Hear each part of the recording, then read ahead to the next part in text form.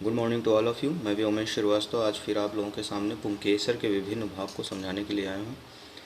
मैं इसमें आप लोगों को पुंकेसर यानी स्टेमन के को समझाने की कोशिश करूँगा। पिछली क्लास में हमने पुष्प की अनुप्रस्थ काट पढ़ी थी। उसमें हमने पढ़ा था कि पुष्प के मुख्य 4 भाग होते हैं, सेपल, पेटल, स्टेमन और कार्पेल।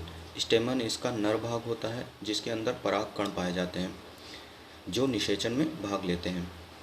तो स्टेमन को आज हम पूरी तरह से एलेबोरेट करेंगे। इसमें समझेंगे कि इसके कितने भाग होते हैं, इनमें परागकण कैसे भरे होते हैं। ये सारी चीज़ें हम आज कवर करने की कोशिश करेंगे। आई होप आप लोगों को पिछली क्लास से ज़्यादा मज़ा आएगा। Thank you. तो हम सब इस पिक में देख सकते हैं कि इसमें 3 फिगर दिए हुए हैं। सबसे पहले हम लोगों ने जो फिगर देखा है ये आपका अनुपृष्ठीय दृश्य है एक पुंकेसर का। पुंकेसर को इंग्लिश में स्टेमन कहते हैं और बहुत सारे पुंकेसर मिलकर के एंड्रोशियम कहलाते हैं। एंड्रोशियम को हिंदी में पुमंग कहते हैं। मैं हिंदी और इंग्लिश दोनों को कवर करने की कोशिश करूँगा, लेकिन आप लोगों को इंग्लिश नेमिंग ज़्यादा याद रखना है। जहाँ पर मुझे लगेगा कि हिंदी बताना ज़रूरी है तो मैं उसमें हिंदी बताता चलूँगा, ठीक है। तो इसमें मैं आप लोगों को दिखाता हूँ कि पहला चित्र जो आपका दिया हुआ है इसमें यह पुंकेसर का अनुपृष्ठीय दृश्य है। यानी आप जैसे देखते हैं नॉर्मली सिंपली ये कैसा दिखाई देगा वो सामने दिख रहा है आप लोगों को। अगर हम देखते हैं तो इसमें आपका इस फिगर में देखते हैं तो 3 भागों में यह फिगर बटा होता है। हम इसका दूसरे चित्र में पृष्ठीय दृश्य देख सकते हैं, पीछे से ये कैसे दिखता है। तो इसमें हम 3 भाग बिल्कुल क्लियर देख सकते हैं कि एक फूला हुआ हिस्सा ये और एक ये डंडी और दोनों को जोड़ने वाली ये लिंक। तो इसमें बगल के चित्र में इसके नॉमिनेशन दिए गए हैं। जो ये फूला हुआ पूरा हिस्सा होता है इसको हम एंथर बोलते हैं। एंथर जिस डंडी से जुड़ा रहता है उसको हम फिलामेंट बोलते हैं। यह धागे जैसी बहुत ही पतली होती है बाल की तरह, और ये डिपेंड करता है पुष्प किस पौधे का है, कैसा पुष्प है, उस पर डिपेंड करता है कि आपका स्टेमन कैसा होगा। तो अगर हम मोस्टली इसी तरह के स्टेमन देखने को मिलेंगे आपको। कोई भी प्रकार का स्टेमन हो उसमें आपके एंथर और फिलामेंट ज़रूर देखने को मिलेंगे। एंथर को हिंदी में हम परागकोश भी कहते हैं। इसको नर बीजाणुधानी भी कहते हैं।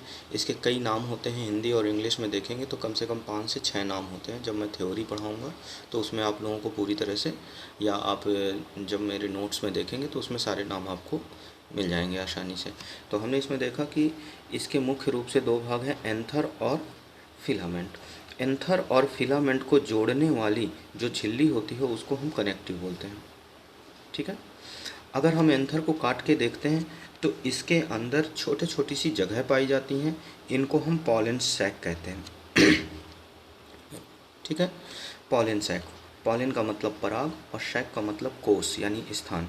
तो ये जो छोटे छोटे से हैं और इन पराग कोषों के अंदर ही ये पॉलन ग्रेन भरे होते हैं। ये जो दाने जैसे दिखाई दे रहे हैं ये है पॉलन ग्रेन, यही इसका मुख्य जननांग होता है जो आगे चल के निषेचन में भाग लेगा, ठीक है। तो इसमें पॉलन ग्रेन जो गिर रहे हैं जब ये मैच्योर कंडीशन में है, ये देखिए इसकी मैच्योरिटी दिखाई गई है कि जब आपका स्टेमन जो होगा वो पूरी तरह से फुल्ली मैच्योर हो जाता है तो ये फट जाता है, और फटने के बाद इसके अंदर से पॉलन ग्रेन रिलीज़ हो जाते हैं फ्री होकर के हवा में या किसी भी माध्यम से ये पुष्प के फीमेल पार्ट तक पहुंच जाते हैं, जिसे हम वर्तिकाग्र कहते हैं। मैं आगे फीमेल पार्ट को डिस्क्रिप्ट करूंगा, लेकिन इस समय हम लोग इसके बारे में पढ़ेंगे। आई होप आप लोगों को स्टेमन पूरी तरह से समझ में आ रहा होगा। फिर से एक बार बता देता हूँ कि किसी भी स्टेमन के 3 मुख्य भाग होते हैं। पहला एंथर, दूसरा फिलामेंट और दोनों को जोड़ने वाला कनेक्टिव, ठीक है।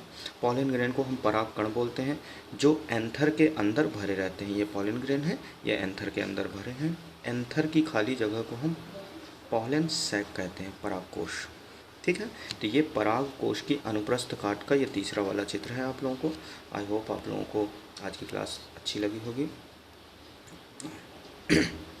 और ये ज़्यादा बड़ी क्लास नहीं है, ये टॉपिक भी बहुत ज़्यादा इम्पोर्टेंट नहीं है, लेकिन ये नाम जो हैं ये बहुत बार पूछे जाते हैं। आपके लॉन्ग आंसर में एक क्वेश्चन आया करता है माइक्रोस्पोरोजेनेसिस, लघु बीजाणु जनन, जो बहुत ज़्यादा, इसी को हम मेल गैमिटोजेनेसिस भी कह सकते हैं। ये आपका मोस्ट इम्पॉर्टेंट है, जो मैं अगली क्लास में आपको पूरी तरह से एलेबरेट करूँगा, बहुत अच्छे से समझाने की कोशिश करूँगा। बहुत ही ज़्यादा इम्पॉर्टेंट है ये। आई होप आप लोगों को पॉलन ग्रेन और स्टेमन, एंथर, फिलामेंट सब कुछ समझ में आ गया होगा। Thank you.